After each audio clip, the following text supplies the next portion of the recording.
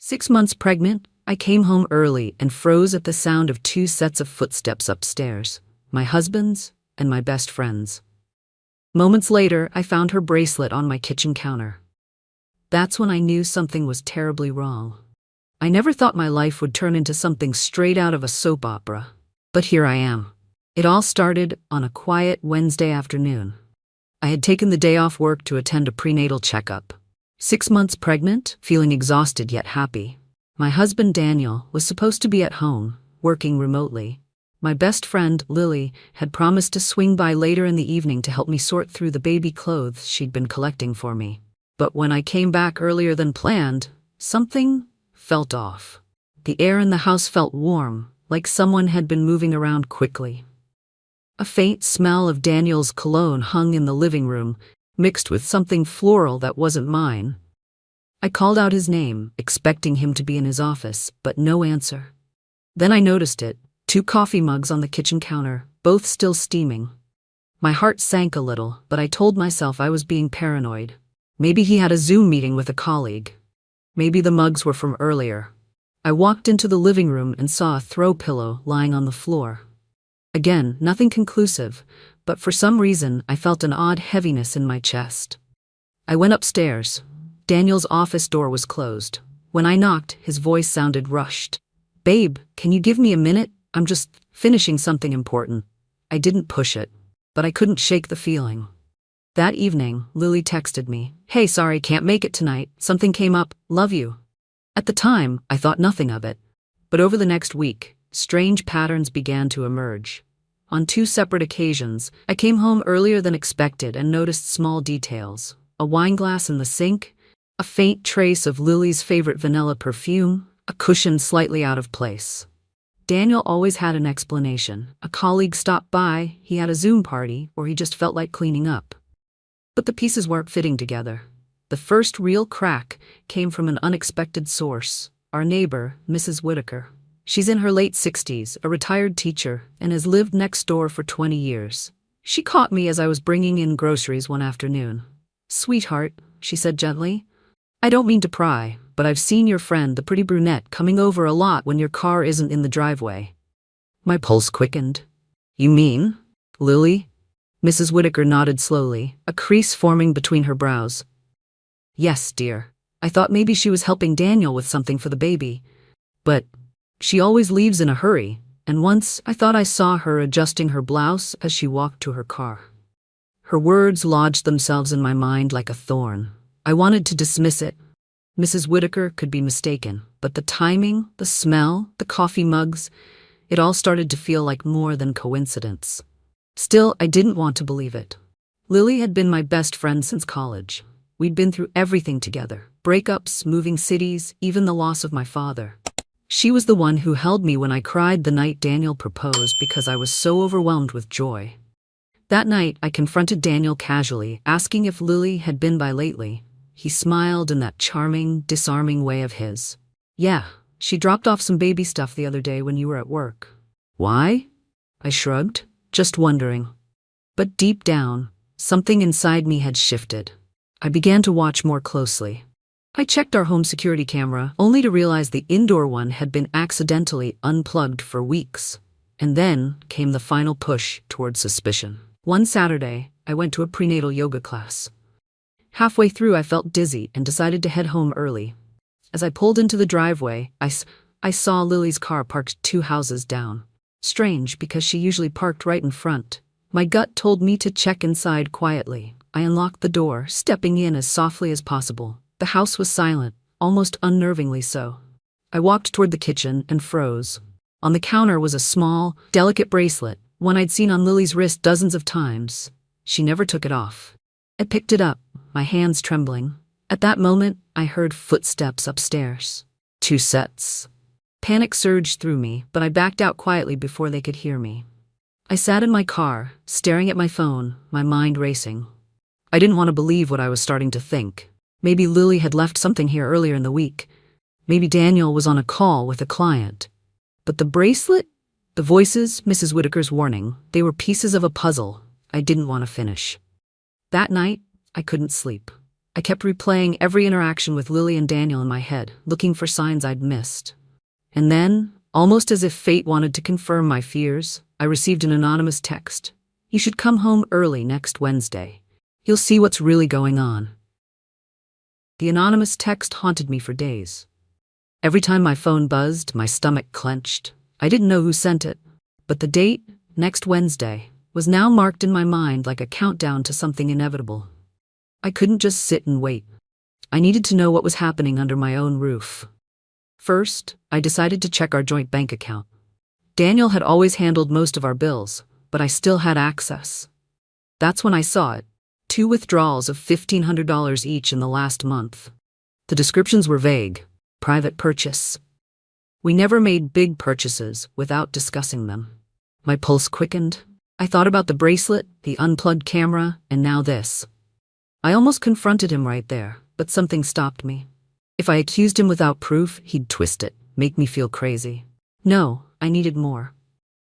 That weekend, I went to the electronics store and bought a small, discreet voice recorder.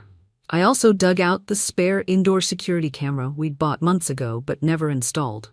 I decided to place it in the hallway near the living room, where I could at least catch anyone entering or leaving his office. While Daniel was out running errands, I set everything up. My hands shook the whole time, but there was a strange calmness too.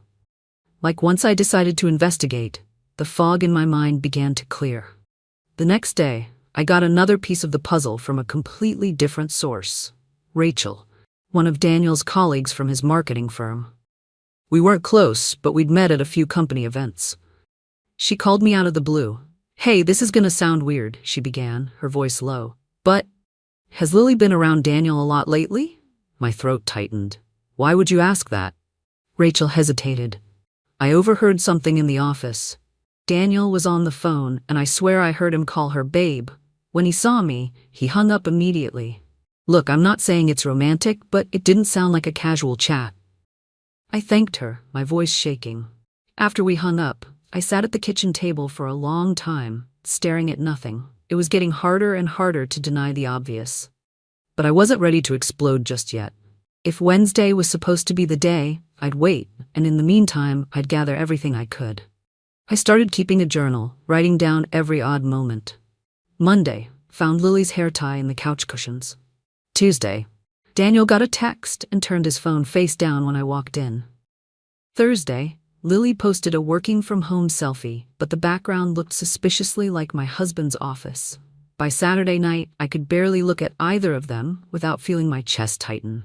But I still played the part of the clueless wife. Sunday brought another twist.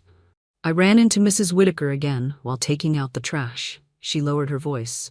"Dear, I don't want to alarm you, but I saw your friend again yesterday. She was carrying what looked like an overnight bag." An overnight bag. I forced a smile, thanked her, and walked back into the house, my hands trembling. That evening, Daniel suggested we go out for dinner. He was unusually affectionate, asking about the baby, rubbing my shoulders. I wondered if he sensed my suspicion, or if he was just trying to ease his own guilt. Then Monday morning, while he was in the shower, I checked his work bag. Inside, hidden in an inner pocket, was a receipt for a hotel stay. Just one night, 2 weeks ago. The name on the second guest line was blank. My stomach churned. I copied the receipt and put it back exactly where I found it. My plan was set. Wait until Wednesday, catch them in the act, and then decide how to end this nightmare. But there was one more surprise before that day came. On Tuesday, I got another anonymous message. "They think you're out all day tomorrow. Don't knock. Just walk in." The message made my skin crawl. Who was sending these? A friend? A stranger? Someone else who knew them? I didn't respond. I just stared at the text, feeling both dread and a strange sense of readiness. That night, I barely slept. I lay there listening to Daniel's slow, steady breathing beside me, wondering how long he had been lying to me. Wondering how long Lily had been looking me in the eye while betraying me. I kept thinking about all the times Lily had been there for me, or so I thought. The night I told her I was pregnant, she cried and hugged me, saying she couldn't wait to be Aunt Lily. Was it all fake? Or had something changed along the way? By the time the first light of Wednesday morning crept through the blinds, I was fully awake, my heart pounding. I had my plan: leave for my doctor's appointment, wait around the corner, then come back at the right time. The camera was in place, the voice recorder charged. I had no idea what I'd find, but I knew one thing for sure. By the end of the day, the truth would no longer be able to hide. Wednesday morning felt like stepping into a storm I couldn't see, but could feel in my bones. I moved through the house like a ghost, pretending it was just another day. Daniel kissed my cheek before heading into his office, and I forced a smile, hiding the fact that my bag already held the spare house key, my phone, and a small GoPro camera I'd borrowed from a friend. At 10 a.m., I told Daniel I had a doctor's appointment across town and wouldn't be back until late afternoon. He nodded, barely looking up from his laptop. I kissed him on the forehead, my hand lingering for just a second longer than usual, as if I could read the truth from his skin. I drove away, but instead of heading to the clinic, I parked on a quiet side street less than a block away from the house. From my position, I had a partial view of our driveway through a gap in the hedges. As I sat there, my mind drifted back to the first time I introduced Lily to Daniel. It was a sunny afternoon, years ago, when he and I had just started dating. We met at a small Italian restaurant downtown. Lily was her usual vibrant self, making jokes and laughing loudly, and Daniel seemed genuinely charmed. I didn't think much of it back then. Why would I? I could still picture that moment so clearly. The way Daniel leaned in to hear her better over the noise, the way she touched his arm when she laughed. Back then, I thought it was just friendliness.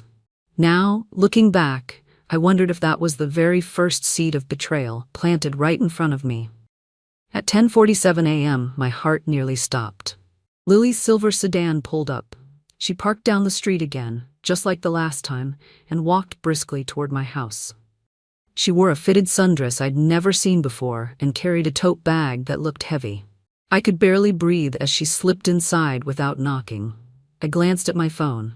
My hands trembled as I started recording a voice memo. 10:48 a.m., Lily enters the house while Daniel thinks I'm gone. 5 minutes later, I got another anonymous text. She's not the only one you should be worried about. I stared at the screen, my blood running cold. Before I could reply, another message came through. The money missing from your account? Ask him about Jessica. Jessica. The name rang a faint bell. I remembered Daniel mentioning a Jessica from his office months ago. Was this connected? My head spun. Was Lily just part of a bigger betrayal? I didn't have time to process. At 11:02 a.m., I saw the shadow of movement behind the living room curtains. Two silhouettes, one tall, one shorter, passed by. My pulse pounded in my ears. I waited another 10 minutes, giving them enough time to feel comfortable before making my move. I pulled my hoodie over my head, slipped on sunglasses, and walked casually toward the house as if I belonged there. My fingers tightened around the spare key in my pocket. As I approached, I noticed the faint sound of music coming from inside, soft, romantic jazz, the kind Daniel sometimes played when we had dinner together. My stomach churned. I unlocked the door as quietly as possible and stepped inside. The air was thick with that same mix of Daniel's cologne and Lily's perfume. The hallway was empty, but I could hear muffled laughter coming from upstairs. I pulled out my phone, hit record, and slowly made my way up. Halfway up the stairs, I froze. A third voice joined theirs, a woman's voice I didn't recognize. My mind flashed back to the text. Jessica. I reached the top of the stairs, heart pounding so hard I could feel it in my fingertips. Daniel's office door was ajar, and through the crack, I saw movement. Lily was leaning against his desk, smiling, while Daniel stood close, too close. And sitting in his office chair was a tall brunette woman I had never seen before, flipping through a folder. My brain struggled to catch up. Was this some kind of meeting? But then Lily reached out, brushing something off Daniel's shirt, and he didn't move away. The brunette, Jessica, I assumed, watched with a smirk, like she was in on some private joke. The urge to burst in and scream was overwhelming, but I forced myself to step back. I needed them to feel safe enough to let their guard down completely before I confronted them. I tiptoed back downstairs, slipped into the guest bedroom, and plugged in the GoPro to start recording from a hidden angle facing the stairs. Then I positioned the voice recorder in the living room, where I could catch any conversation if they came down. For the next 30 minutes, I sat there, barely breathing, listening to the muffled sounds from above. At one point, I heard Lily's laugh, louder now, followed by Daniel saying something I couldn't make out, and then all three of them laughing together. Finally, I decided it was time. I wanted them to see me, to realize they'd been caught. I took out my phone, sent Daniel a text, forgot something at home, be there in 5. Within seconds, I heard footsteps upstairs, quick and heavy. Chairs scraped, a door closed. I could almost picture them scrambling, trying to make themselves look innocent. I stood in the hallway, my heart racing, one hand gripping the phone, the other clenched in a fist.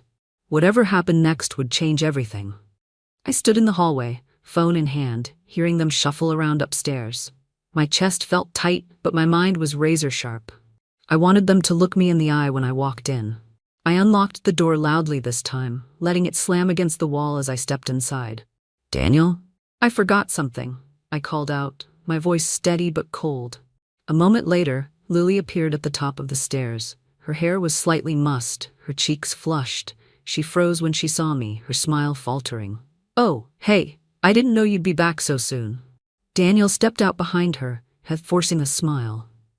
"Babe, you're early. We were just talking about the baby shower." I tilted my head. "Really? And Jessica was helping with that too?" Jessica emerged slowly, leaning on the railing with calculated poise. She was even more striking up close, tall, polished, and with eyes that didn't flinch. "I'm Jessica. We haven't met, but I've heard a lot about you." "Oh, I'm sure you have," I said, my gaze flicking between the three of them. Daniel stepped forward. "Look, it's not what you think." I raised my phone, tapping the screen to stop the recording I'd been running since I entered. "Funny thing is, Daniel, I haven't told you what I think yet." Lily shifted uncomfortably. "You're making this weird. I just came over to help and Jessica was here to discuss marketing strategies." I cut her off. "Is that what we're calling hotel receipts now?" Daniel's face went pale. "You went through my bag? You went through my trust," I shot back. As the words left my mouth, an image from last year slammed into my mind. It was my birthday morning. Daniel had surprised me with a weekend getaway, but just as we were about to leave, he got a call from Lily. He said it was an emergency, and left me standing in the hallway with my suitcase for over an hour. I'd brushed it off, thinking it was sweet how he cared for my best friend. Now, that memory felt like a knife twisting in my chest. Jessica broke the silence with a sigh, almost bored. "Look, you're clearly upset, but Daniel and I have been working on something. It's complicated." "Complicated enough to hide from your pregnant wife?" I asked. Her eyes narrowed. "This isn't just about you. Daniel's been investing in a side project. I've been helping him secure funding. Lily's involved too." I laughed, but it came out sharp and humorless. "Secure funding? Is that what we call sneaking around and lying?" Daniel finally found his voice. "It's a private deal. I didn't want to tell you until it was solid. I knew you'd worry about the risk." "Risk?" My voice cracked. "The only risk here is me finding out that my husband and my best friend have been sneaking behind my back, whether it's about money or something else." Lily stepped forward, her tone defensive now. "It's not like that. Yes, I've been over here a lot, but not for what you think. I've been helping Daniel manage this investment. He needed someone he could trust." "Trust?" I repeated. "You mean the kind of trust where you unplug my security camera, leave your bracelet in my kitchen, and park your car 2 streets away?" Lily's face flushed crimson. "I didn't unplug the camera." Jessica smirked. "That was me. Couldn't risk sensitive information being recorded." And then, like a puzzle clicking into place, I realized the truth wasn't just about infidelity. This was bigger, messier. They weren't just betraying me emotionally. They were hiding something illegal. I stepped closer to Daniel. "What exactly are you investing in?" He glanced at Jessica, then back at me. "It's a tech startup. Jessica's brother runs it. There's a lot of money involved, and yes, I used some from our account. But once it pays off..." "You mean the money you took without asking?" I cut him off. Silence. My hands were shaking, but not from fear. I had recordings, the bank statements, the hotel receipt, and now their own words. I took a deep breath. "Here's the thing, Daniel. I don't care if you call this business or friendship. What I see is my husband, my best friend, and a woman I've never met, all conspiring in my home behind my back. And I'm done pretending I don't see it." Lily's voice softened, almost pleading. Please, just let us explain. No, I said, stepping back toward the door. You've done enough explaining without me in the room. Next time we talk, it'll be with someone else present. Jessica's smirk faded. You wouldn't go to the police. It would ruin Daniel's career. I smiled, but there was no warmth in it. You'd be surprised what I'm willing to do now. Without another word, I left the house, my pulse pounding in my ears. I didn't slam the door this time. I closed it quietly, almost gently, like sealing a chapter I'd never reopen. As I walked to my car, I glanced at my phone. Another anonymous text had arrived. Now you know, but this isn't the whole story. Meet me tomorrow at noon if you want everything. The next day, I sat in my car outside a small cafe on the other side of town. My phone buzzed right at noon. Inside. Back booth. I walked in, scanning the room. My eyes landed on Rachel, the colleague who had called me days ago. She looked nervous, her hands wrapped around a cup of coffee. You? I asked, sliding into the booth. She nodded. I'm sorry I didn't say more before. I didn't know how much you knew, or if you'd believe me. I leaned forward. Tell me everything. Rachel took a deep breath. Jessica isn't just Daniel's colleague. She's been using him to launder money from her brother's fake tech company. It's a shell. Lily's been helping because she's getting paid under the table. I overheard them talking about moving large sums from your account so it wouldn't raise suspicion. My stomach turned. And the hotel? That was a meeting with an investor they didn't want anyone to know about. But I've also seen the way Daniel looks at Lily. I don't think it's just business. Her words were the final nail. It wasn't just betrayal, it was fraud. And they had dragged me into it without my knowledge. Rachel slid a flash drive across the table. Recordings, emails, bank transfers. Enough to bury them if you want. I took it, feeling a strange calm wash over me. I want. 2 nights later was Daniel's company's annual gala. He had already asked me to come, to show we were still strong, after my little misunderstanding. The arrogance was astounding. As I got ready that evening, I caught a glimpse of myself in the mirror and remembered another time, 2 years ago, when Daniel had told me I was the most beautiful woman in the room at his company's holiday party. I had believed him without hesitation. Tonight, I looked at my reflection and realized I didn't need his validation. I looked powerful because I knew the truth. I wore a sleek black dress that hugged my growing belly, my hair in loose waves. I walked into that ballroom like I owned it. Daniel smiled when he saw me, relief in his eyes. Lily was there too, in a red dress, looking smug. Jessica lingered by the bar. The evening went on, speeches and laughter filling the room. Then, when it was Daniel's turn to speak, I made my move. As he finished thanking everyone, I stepped up to the stage. Sorry to interrupt, I said, taking the microphone. But I think it's time we all hear another kind of speech. Murmurs rippled through the crowd. Daniel's face drained of color. What are you doing? He hissed. I turned to the audience. My name is Emily, Daniel's wife. For months, my best friend Lily and his colleague Jessica have been visiting my home while I wasn't there. At first, I thought it was personal betrayal. But thanks to someone with a conscience, I found out it's much worse. I pulled out the flash drive and held it up. Emails, bank transfers, proof that Daniel, Jessica, and Lily have been moving stolen money through my account. And before they try to deny it, this is also backed up by recordings I took in my own home. Gasps erupted. Cameras flashed. Lily took a step forward, but I raised a hand. Don't. You've had plenty of chances to talk. Security moved toward the stage, but the CEO himself waved them off, his face like stone. Jessica tried to slip out, but 2 board members blocked her. I turned back to Daniel. You stole from me, you lied to me, and you risked our child's future for greed. His voice shook. Emily, we can talk about this. No, I said, my voice steady. We're done talking. I handed the flash drive to the CEO. Everything you need is on here. You'll probably want to involve the police. The room was dead silent. I walked off the stage, head high, past Lily's pale, stunned face. Outside, the cool night air hit me like a wave of freedom. 3 months later, I sat on the porch of my new apartment, sipping tea as the evening breeze carried the scent of jasmine. My belly had grown, and so had my sense of peace. I had a small circle of people I could truly trust now. Rachel was one of them.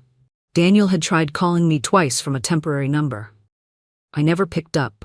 Lily never resurfaced. Jessica was still under investigation, and Daniel, well, last I heard, he was fighting to keep himself out of court. I wasn't bitter anymore. I was free. My child would grow up in a home without lies. And as I felt a tiny kick inside me, I smiled. Some stories end in heartbreak. Mine ended in freedom. And I wouldn't change a thing.